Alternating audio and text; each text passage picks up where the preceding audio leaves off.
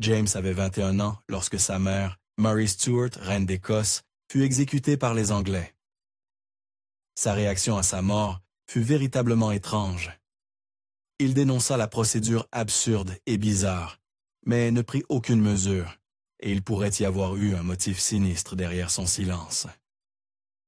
Mais avant d'en arriver là, plongeons dans la vie du roi Jacques Ier d'Angleterre. La vie de Jacques Ier fut marquée par un mélange de controverses et de scandales. Fils de Mary Stuart, reine d'Écosse, et de son second mari, Henry Stuart, Lord Darnley, Jacques naquit dans une dynamique familiale tumultueuse. Ses parents, tous deux descendants du roi Henri VII, étaient un cousin, ce qui ajoutait des couches d'intrigue et de scandale à leur union. Leur mariage était loin d'être idyllique, entaché par la jalousie et la violence, particulièrement lorsque Henri, soupçonnant Marie d'infidélité avec son secrétaire David Rizzio, fit assassiner brutalement Rizzio devant une Marie enceinte. La vie de Jacques fut tout aussi dramatique dès le départ. Son père fut assassiné 8 mois après sa naissance, dans des circonstances mystérieuses, et sa mère se remaria rapidement, choisissant un homme largement soupçonné d'avoir orchestré le meurtre de son premier mari. Cette décision conduisit à la chute de Marie, qui fut bientôt capturée par des rebelles, forcée d'abdiquer son trône en faveur du nourrisson Jacques et emprisonnée pour le reste de sa vie. Jacques devint alors le roi Jacques VI d'Écosse à seulement 13 mois, avec le comte de Moray comme régent. L'évasion de Marie et sa rébellion pour récupérer son trône plongèrent l'Écosse dans le conflit. Moray la vainquit à la bataille de Langside, forçant Marie à fuir en Angleterre, où elle espérait que sa cousine, la reine Élisabeth I, l'aiderait à reprendre le pouvoir. Au lieu de cela, Élisabeth l'emprisonna, et après 20 ans, Marie fut exécutée pour avoir prétendument comploté contre Élisabeth. Jacques, qui grandit sans jamais connaître ses parents, eut une enfance solitaire et traumatique, marquée par le contrôle strict et abusif de ses tuteurs. La régence de Jacques fut marquée par des bouleversements constants. Son régent, le comte de Moray, fut assassiné, le premier assassinat politique par arme à feu, établissant un précédent mortel. 2 régents suivants connurent également des morts prématurées, l'un au combat, l'autre d'une maladie mystérieuse après un banquet, peut-être empoisonné par James Douglas, le comte de Morton, qui devint le régent suivant. Alors que Jacques atteignait l'adolescence, il commença à prendre le contrôle de son royaume. À 13 ans, il entra officiellement à Édimbourg, où la vie de cour, avec ses intrigues et ses attraits, l'attendait. Parmi ceux qui attirèrent son attention figurait Esme Stuart Dunn, un homme marié de 37 ans avec 5 enfants. Jacques s'éprit rapidement de Stuart, entraînant une relation scandaleuse qui domina les commérages de la cour.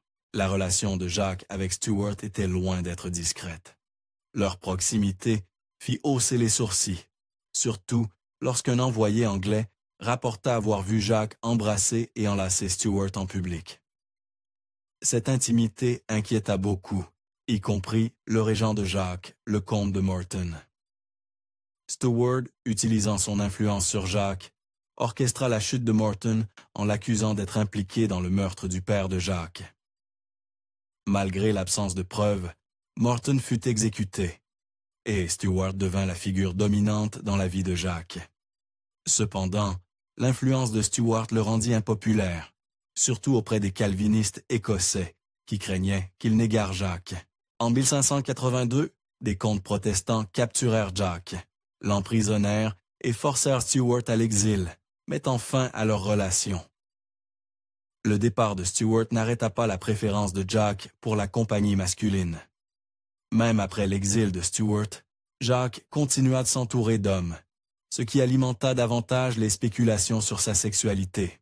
Malgré ses relations étroites avec des hommes, Jacques finit par épouser Anne de Danemark en 1589. Leur mariage commença par un épisode dramatique lorsque des tempêtes faillirent faire naufrager le navire d'Anne en route vers l'Écosse. Dans un rare élan de galanterie, Jacques mena personnellement une mission pour la sauver. Leur mariage sembla d'abord affectueux, mais bientôt, des fissures apparurent, notamment lorsqu'ils eurent du mal à produire un héritier. Malgré l'affection initiale entre Jacques et Anne, leur mariage devint tendu, en partie à cause des regards errants de Jacques et de ses relations continues avec ses favoris masculins. Leur premier enfant, Henri, né en 1594, aurait dû consolider leur union, mais à ce moment-là, leur relation avait déjà commencé à se détériorer, préparant le terrain pour plus de turbulences dans la vie de Jacques. En 1594, la lune de miel entre le roi Jacques et Anne de Danemark était terminée. Peut-être était-ce le manque d'enfants ou simplement l'ennui, mais Jacques, qui avait autrefois courtisé Anne avec passion, avait perdu tout intérêt. Même lorsqu'Anne tomba enceinte, cela ne suffit pas à sauver leur mariage qui s'effondrait. Pendant sa grossesse, Jacques se prit une maîtresse, Anne Murray, une noble écossaise mineure. Quand Anne de Danemark découvrit l'infidélité, elle fut furieuse, mais les actions suivantes de Jacques furent encore plus blessantes. À la naissance de leur fils, le prince Henri, Jacques le sépara immédiatement d'Anne, l'envoyant vivre à des kilomètres de là, au château de Stirling. Anne fut dévastée et lança une campagne pour récupérer la garde. Mais la réponse de Jacques fut froide et ferme. Il ordonna au gardien d'Henri, le comte de Mar, de ne jamais remettre l'enfant à quiconque, pas même à Anne. Leur bataille s'intensifia, culminant en un conflit public et privé. Tragiquement, après une dispute particulièrement houleuse en juillet 1595, Anne fit une fausse couche. La douleur de cette perte fit taire leurs différends temporairement. Le règne de Jacques, cependant, ne fut pas seulement marqué par des conflits conjugaux. Vers 1600, son pouvoir grandissant le mit en conflit direct avec le clan Ruthven, en particulier le comte de Gowrie, un ennemi de longue date. Lorsque Jacques visita Gowrie House cette année-là, les tensions dégénérèrent en violence. Alexander Ruthven tenta prétendument d'assassiner Jacques, mais le page du roi intervint, tuant Ruthven et déclenchant une mêlée sanglante qui se termina par la mort d'Alexander et du comte de Gowrie. Bien que Jacques ait prétendu avoir agi en légitime défense, beaucoup soupçonnèrent qu'il avait orchestré l'événement pour éliminer ses ennemis et effacer une dette importante envers les Ruthven. L'affaire Ruthven tendit davantage la relation de Jacques avec Anne. Deux des dames de compagnie préférées d'Anne étaient des Ruthven, et Jacques les renvoya après l'incident. Anne, enceinte de 5 mois à l'époque, entama une grève de la faim jusqu'à ce que Jacques cède, accordant une pension à l'une d'elles. La défi d'Anne lui valut une rare victoire, mais au prix d'une aliénation accrue de Jacques. Peu après, Jacques devint roi d'Angleterre à la mort de la reine Élisabeth I en 1603. Malgré ses promesses de rester connecté à l'Écosse, il abandonna rapidement ses engagements, ne revenant qu'une seule fois durant son règne de 22 ans. La richesse et la grandeur de l'Angleterre captivèrent Dardic, mais elles apportèrent aussi de nouveaux défis. Lors de son voyage en Angleterre, Anne vit une opportunité de récupérer son fils. Elle rassembla des soutiens et marcha sur le château de Stirling, mais on lui refusa l'accès. Le stress provoqua une autre fausse couche, mais Anne n'était pas encore vaincue. Lorsque Jacques s'installa en Angleterre, Anne refusa de le rejoindre, à moins de récupérer la garde de leur fils. Jacques, ne voulant pas apparaître faible face à ces nouveaux sujets, finit par céder, mais tout vestige de leur amour avait disparu. Le début du règne de Jacques en Angleterre fut marqué par deux conspirations majeures, le complot secondaire et le complot principal, tous deux visant à le détrôner. Malgré leur quasi-succès, Jacques surprit beaucoup en faisant preuve de clémence envers la plupart des conspirateurs, voulant éviter de commencer son règne par un bain de sang. Cependant, sa clémence prit fin lorsqu'il fut confronté à une menace plus sérieuse. Jacques se concentra sur l'unification de l'Angleterre et de l'Écosse sous le titre de roi de Grande-Bretagne. Mais les deux pays résistèrent. Le Parlement refusa de reconnaître le titre, mais Jacques insista pour l'utiliser, même s'il n'avait que peu de pouvoir réel. Pendant ce temps, son mariage avec Anne continuait de se détériorer. En 1607, ils avaient 8 enfants, mais seuls 3 survécurent jusqu'à l'âge adulte, et ils vivaient dans des lieux séparés. Les pressions de la royauté commencèrent à changer Jacques, entraînant une tension croissante avec Anne. Elle critiquait publiquement son alcoolisme et son comportement, prédisant des conséquences désastreuses. Son mécontentement n'était pas seulement personnel. Il avait des ramifications politiques. Quand Jacques découvrit qu'Anne avait accepté un rosaire du pape, il réagit durement, dénonçant l'Église catholique et ordonnant à tous les jésuites et prêtres catholiques de quitter l'Angleterre. Cette répression irrita les catholiques, conduisant à l'infâme complot de la poudre. Le complot, dirigé par Guy Fawkes et d'autres conspirateurs, visait à faire exploser le Parlement et à tuer Jacques, le remplaçant par sa fille catholique. Cependant, le plan fut déjoué à la dernière minute, entraînant une répression brutale. Les forces de Jacques capturèrent et exécutèrent les comploteurs dans un spectacle public macabre, consolidant sa réputation de cruauté envers ceux qui s'opposaient à lui. L'échec du complot de la poudre entraîna des sanctions plus sévères contre les catholiques, effaçant toute notion de clémence dans le règne de Jacques. L'échec du complot de la poudre s'avéra étonnamment bénéfique pour le roi Jacques Ier. Malgré sa popularité déclinante, la tentative d'assassinat renouvela le soutien du public, permettant à ses conseillers d'augmenter considérablement les impôts. Les années suivantes furent parmi les plus prospères de Jacques en Angleterre, mais une tragédie imminente menaçait d'éclipser son succès. La querelle entre Jacques et Anne au sujet de leur fils, le prince Henri, était depuis longtemps réglée. À ce moment-là, Henri était devenu un jeune homme charismatique, mais arrogant, souvent en conflit avec son père. Lors d'une partie de chasse, Henri manqua de frapper Jacques avec une canne dans un accès de colère, laissant le roi humilié alors que le groupe de chasseurs prenait le parti du prince. Jacques s'inquiétait de la popularité croissante d'Henri et de son manque de respect, mais le destin intervint de manière tragique. En 1612, le prince Henri tomba malade d'une forte fièvre et mourut en quelques jours.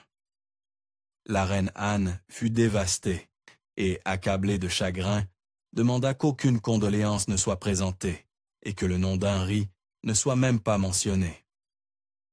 La relation de Jacques et Anne, déjà tendue, se détériora encore davantage, Jacques devenant un rappel de sa perte. L'Angleterre pleura le prince, avec plus de 1000 personnes assistant à ses funérailles. Cependant, Jacques lui-même n'y assista pas, soi-disant à cause de son aversion pour les funérailles. Les préférences de Jacques se détournèrent de ses anciens favoris lorsqu'il développa une nouvelle affection pour Robert Carr, un jeune page qui avait attiré son attention en 1607. Après avoir aidé Carr à se remettre d'une chute lors d'un tournoi de joute, Jacques le couvrit de titres et de cadeaux, le faisant comte de Somerset. L'ascension de Carr fut rapide, mais semée d'embûches. Son aventure avec Francis Howard conduisit à une chute scandaleuse. Howard fit empoisonner l'ami de Carr, Thomas Overbury, entraînant un procès dramatique où Carr et Howard furent condamnés à la pendaison. Jacques, incapable d'exécuter Carr, commua leur peine, mais les emprisonna dans la tour de Londres pendant 7 ans.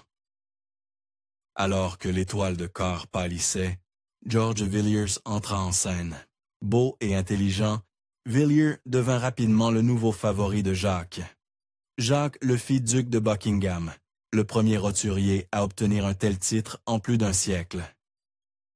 Villiers gagna également la faveur de la reine Anne, qui l'appelait son chien et lui faisait confiance pour veiller sur Jacques. Contrairement aux favoris précédents, Villiers resta influent jusqu'à la fin du règne de Jacques. Jacques et Anne s'étaient éloignés, Anne souffrant de gouttes et d'hydropysie dans ses dernières années. Jacques, absorbé par Villiers, lui rendait rarement visite. Il ne vit Anne que 3 fois pendant sa maladie et était absent lorsqu'elle mourut à l'âge de 44 ans. Malgré leur mariage troublé, Jacques fut profondément affecté par sa mort. Il souffrit de détresse physique et émotionnelle, bien qu'il n'assistât pas à ses funérailles, peut-être en raison de sa santé déclinante. Après la mort d'Anne, la santé de Jacques se détériora encore davantage, minée par l'arthrite, la goutte et d'autres maux. Son alcoolisme constant et la perte de ses dents aggravèrent son état. En 1625, il devint trop faible pour gouverner efficacement, déléguant ses responsabilités à Villiers et à son fils Charles. Jacques subit un accident vasculaire cérébral et, après avoir langui quelques semaines, succomba à une dysenterie. Ses derniers instants furent de passer avec Villiers à ses côtés. Le roi Jacques mourut donc en tant que premier souverain de l'Écosse et de l'Angleterre. Mais comme nous l'avons laissé entendre plus tôt, il dut trahir sa propre mère pour y parvenir. Toutes ces années auparavant, lorsque les Anglais firent exécuter la reine d'Écosse dans des circonstances douteuses, Jacques condamna publiquement la procédure absurde et étrange qui mena à sa fin. Et bien qu'il ait tenu de grands discours, il ne prit aucune mesure contre l'Angleterre pour se venger. Jacques savait qu'il devait continuer à se montrer conciliant s'il voulait un jour hériter du trône anglais, et c'est exactement ce qu'il fit. Les historiens débattent de la sexualité de Jacques, certains pointant son attitude sévère contre la sodomie comme preuve de son hétérosexualité. Cependant, sa correspondance passionnée avec George Villiers suggère autre chose. Une lettre incluait une référence intime à leur relation, laissant entendre une connexion plus profonde que ce que la position publique de Jacques pourrait suggérer. Dans un passage particulièrement précis, Villiers écrivit « Je me distrais, votre indigne serviteur, avec ce débat, si vous m'aimez maintenant, mieux qu'à l'époque dont je me souviendrai toujours à Farnham, où la tête du lit ne pouvait être trouvée entre le maître et son chien. » Bien sûr, ce n'est pas techniquement une preuve de quoi que ce soit, mais voyons. Et vous vous souvenez d'Esme Stuart, son ancien favori? Leur relation se poursuivit, même après que Stuart fut forcé de quitter l'Écosse. Leur correspondance resta affectueuse, et la mort de Stuart fut marquée par un geste particulièrement, disons, romantique. Son cœur embaumé fut envoyé à Jacques. Malgré les controverses et les défis de son règne, les relations personnelles de Jacques et leur complexité jouèrent un rôle significatif dans la formation de son héritage.